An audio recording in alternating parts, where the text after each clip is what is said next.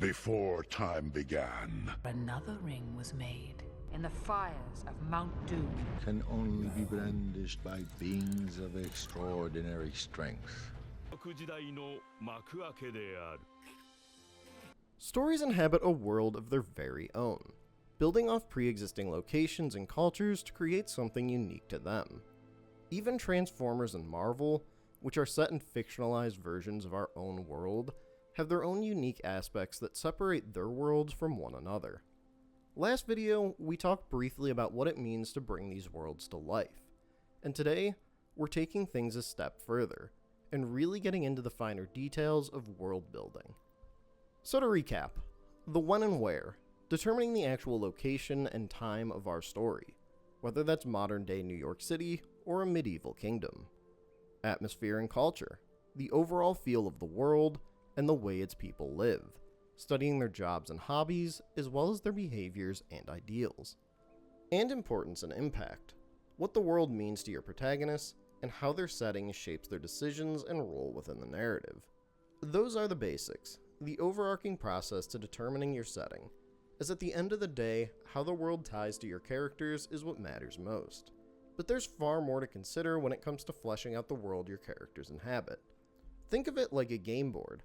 Every game has a playing field players must navigate in order to win, and those playing fields have rules, things players can and can't do as they move toward their goal. To better unpack and understand these rules, we first need to lay out the type of field you're playing on. For ease, we're going to break this into three broad categories: real-world settings, altered world settings, and brand new world settings. Real-world settings tend to be the most obvious, serving as fictional representations of the true world we all share. As far as the fiction aspect goes, it could be anything from fictional celebrities or figureheads, such as President Asher from Olympus Has Fallen, fictional organizations like S.H.I.E.L.D. from the Marvel Universe, or even fictional companies, like the Apple stand-in pair from the Nickelodeon TV shows. What matters most when building out the real-world setting is fit. Does said organization believably work in the chosen setting? And most important, does the chosen setting fit the story you're telling? In the Elements video, I mentioned how it becomes jarring to an audience familiar with the Big Apple to see empty streets and little traffic while watching a film based in the city. The same holds true for a story set in a quiet farming town that has its characters act and speak like they're from the city. Or even when a movie set on a college campus has all its students acting like high schoolers. All this is to say that when it comes to picking your setting, the very first question you should have posed is, why this setting? This all falls back to that question of impact.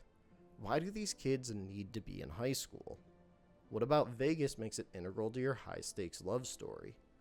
And what reason does your brand new superhero have to operate out of New York City? Looking at Spider-Man, things would look a lot different were he swinging through the countryside. Your chosen setting doesn't have to be the only setting your story works in, but it should be its best. For example, paranormal happenings plaguing a middle school could be used as a mechanic to avoid adult help early on, as despite the kids having seen or understood the most about the threat they face, their age could get them sidelined by the adults bumbling through the mystery. Similarly, using a small town where nothing happens could also help delay things till they get out of hand, as the level-headed detective gets caught up trying to find any logical explanation. A spy film may utilize the heavy nightlife of Vegas or New Orleans, using their various casinos and extravagant bars to hide its darker criminal elements. And speaking of criminal elements, places known for high criminal activity work perfectly for superhero stories. While Hell's Kitchen has seen progress over recent years, it does have a history of violent crime, that need for reform playing a major role in Daredevil's storylines, centering real-world issues as our hero's conflict. Real-world needs are great considerations. Cities contain high populations across smaller areas, meaning criminal activity is bound to be higher there versus a more spacious countryside, making cities a great place for stories centered around superheroes or vigilantes. But at the same time, that lack of action in the countryside could be used to push a beat cop to want more, as was the case with Tom in Sonic the Hedgehog, ultimately leading to the various hijinks shared between him and the supersonic blue furball. Location doesn't just affect the feel of the job, but also the jobs available. Depending on where you live, there's probably a number of jobs out there. Some you can probably find no shortage of postings for, while others prove as painful as finding hay in a needle stack. Certain locations will hold specific jobs in higher demand. Where I live, that high demand tends to fall around education or the trades. And on Netflix's The Ranch, a show based out in the countryside and often joked as being the middle of nowhere by Colt, just about every character works on, well, a ranch. Having all these characters working and living in this area brings a unique feel to the show. It makes it easy to identify which characters are local and when a visitor pops into the bar they all frequent. And speaking of the bar, nightlife. In a city, multiple bars tend to run in a strip, making bar hopping easy. Now, in media, hopping location to location doesn't always work as well as it does in real life, but you can still use this to your advantage. In How I Met Your Mother, Ted and his friends frequent the same bar through all 9 seasons of the show, but it being a bar in New York City, a wide number of different people come through, making it easy to introduce new love interests for Ted, and easier to continue running the Barney womanizer gag. But to oppose that, looking at The Simpsons, if you use a bar in a smaller town, you can make a number of the characters there regular cast members, such as what happened with Moe and Barney, 2 characters that quickly became beloved to Simpsons fans. It's not just the character activity we need to be concerned for here, though. A part of making things fit is the overall look and feel of the establishment. Bowling is something we can find just about anywhere, but what does a bowling alley look like in one setting versus another? A refurbished neighborhood may have a spruced up and modern feel, with waves of people coming and going, and a vibrant bar attached for bowlers to grab snacks and drinks.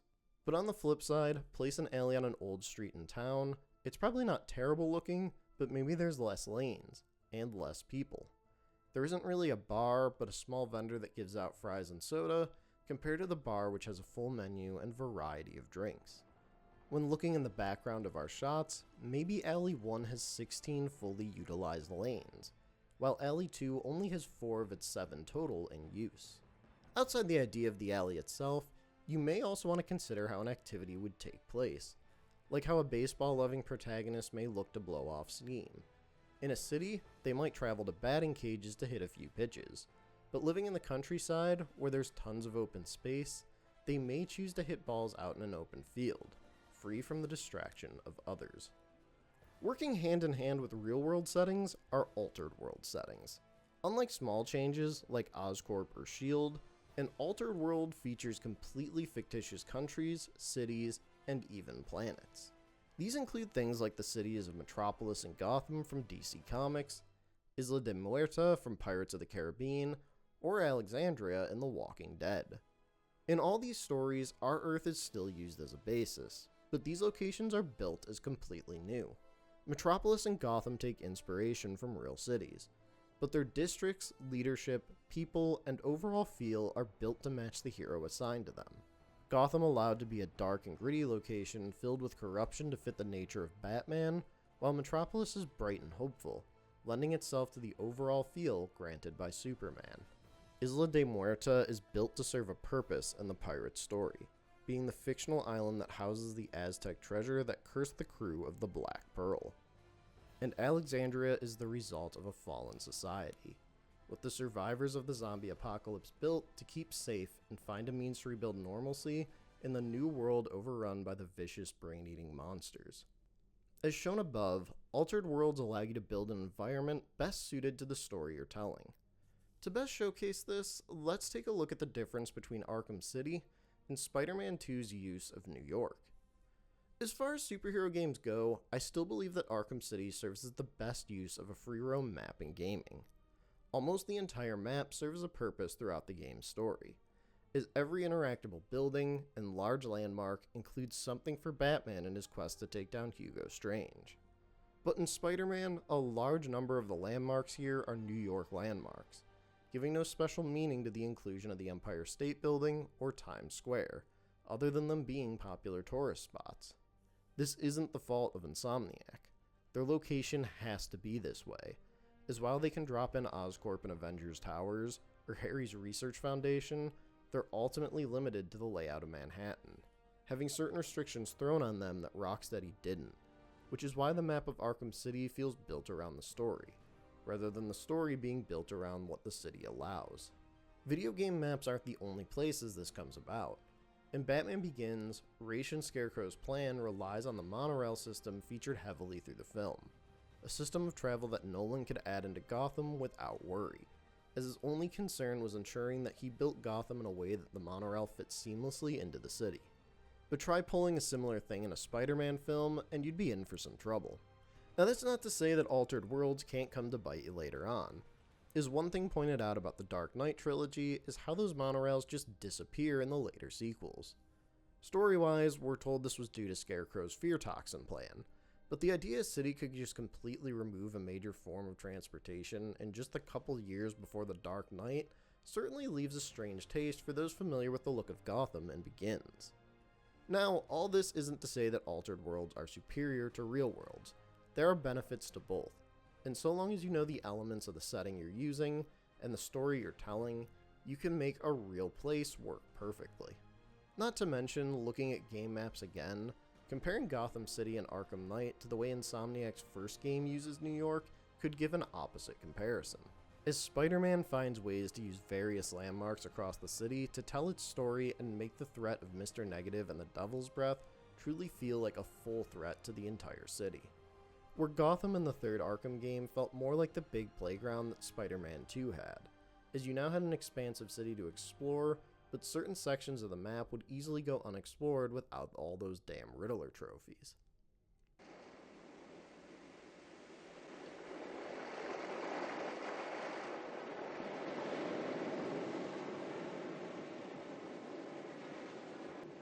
I'm home. All the time.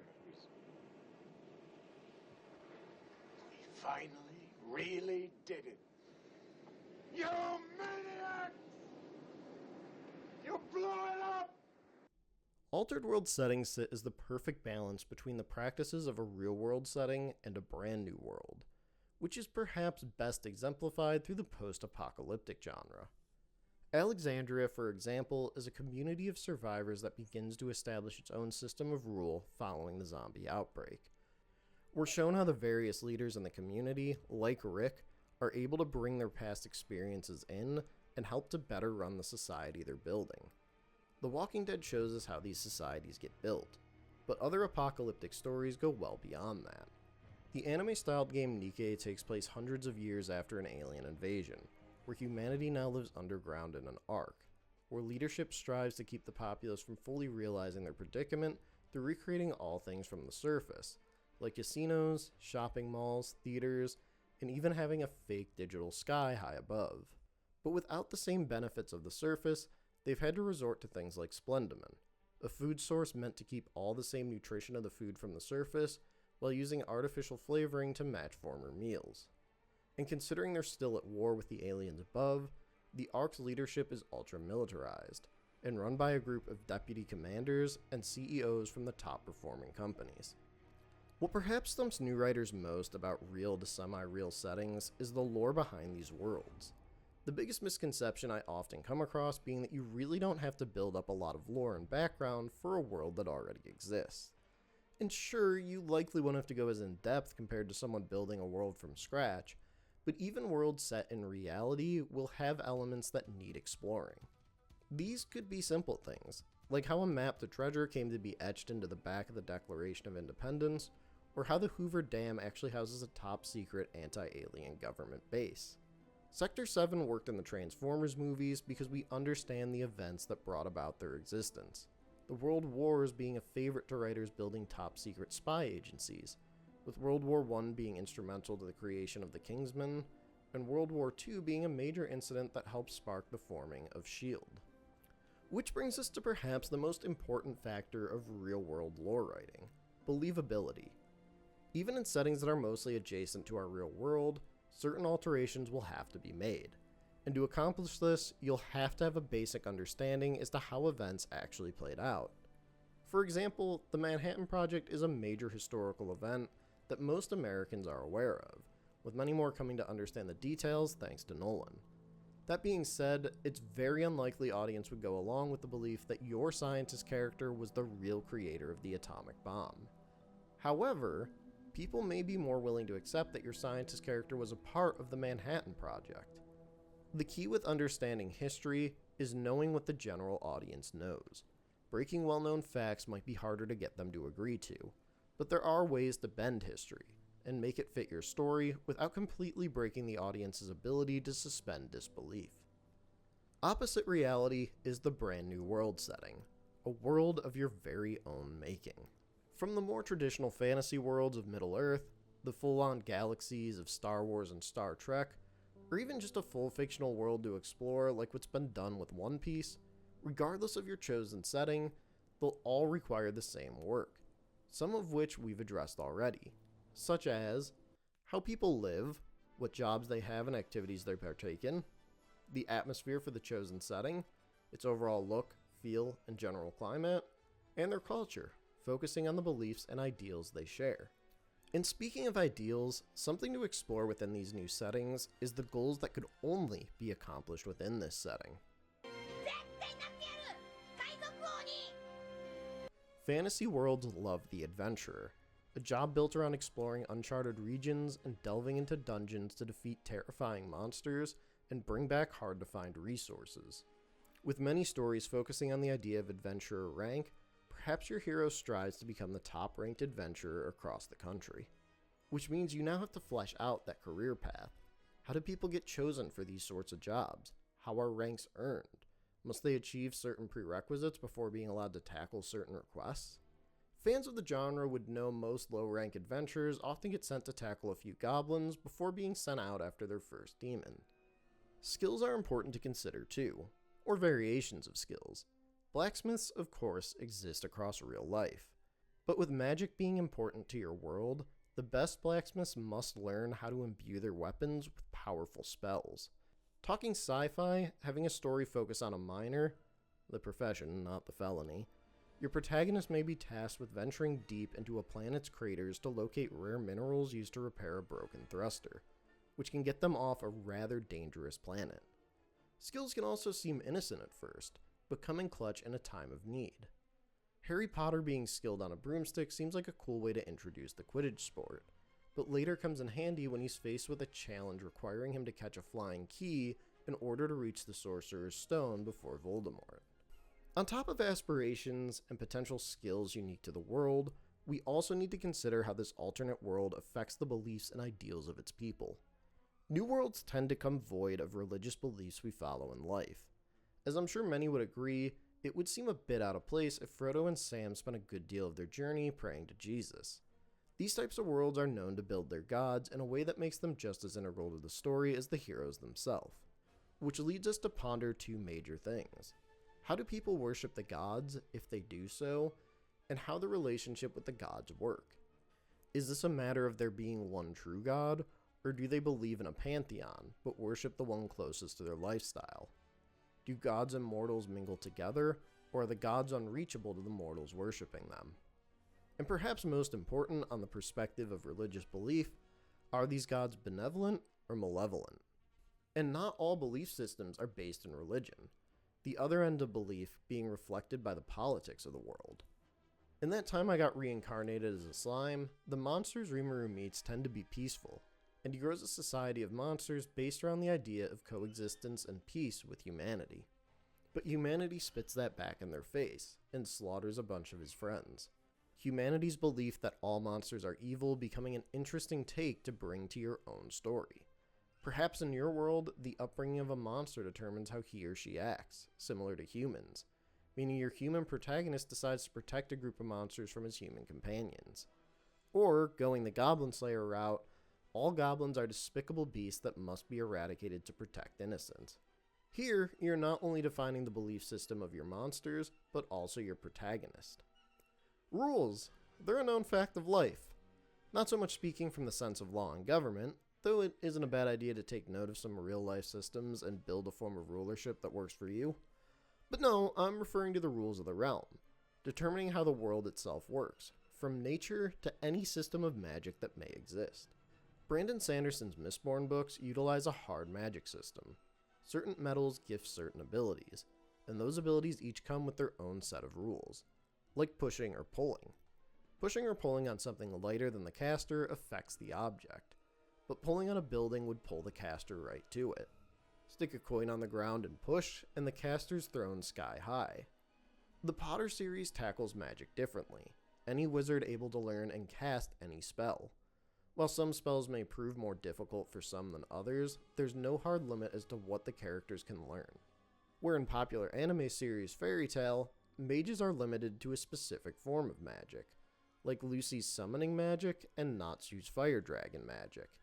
Magic isn't the only thing that needs to have rules built around it, though. Any natural force existing in the world needs to be built out and understood before it can be implemented, including things like the Force from Star Wars or hockey from One Piece. Otherwise, you end up with bullshit like this. Some of the fun to the brand new worlds is that their activities can get fun and wacky.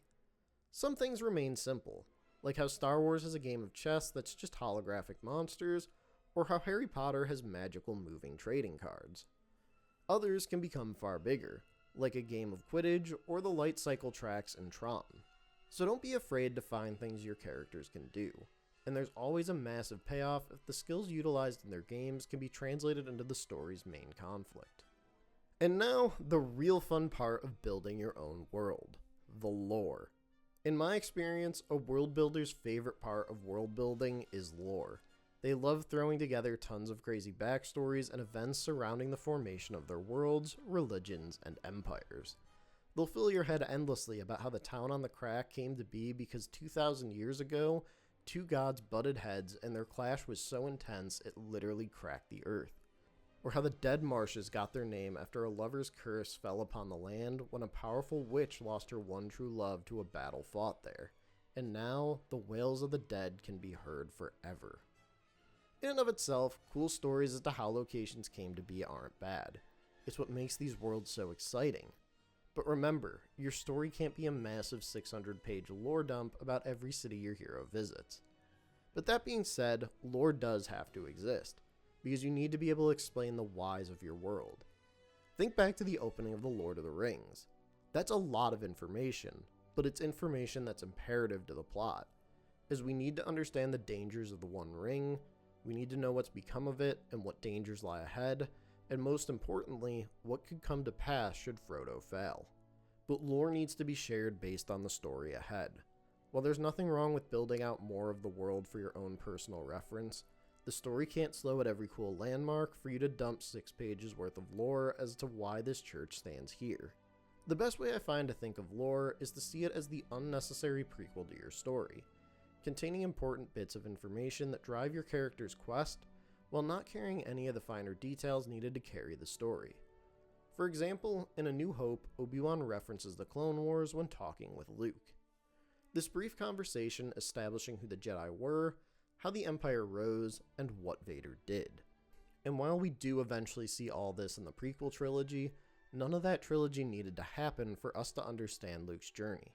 So if you had a story about a great hero battling a resurrected demon lord, our easy go-to cliche example, and in order to best him, the hero and his party needed to gather the legendary weapons of past heroes, you may want to focus on building and sharing lore around who the demon lord is and what made him so dangerous, how he was defeated before, and who this past party of heroes was, and what became of those heroes after defeating the demon lord. This gives us info on our villain, as well as could set the stage for the type of journey the heroes will soon undergo to reclaim those lost weapons. But in all this, you wouldn't need to spend time naming all the different allies that stood behind the heroes as they fought, nor do you have to focus on any love interests or in-depth party dynamics. As for this bare-bones example, none of that matters for the story ahead. Whew, yet another long video in the bag. But like the last, world building is an extremely important aspect of storytelling.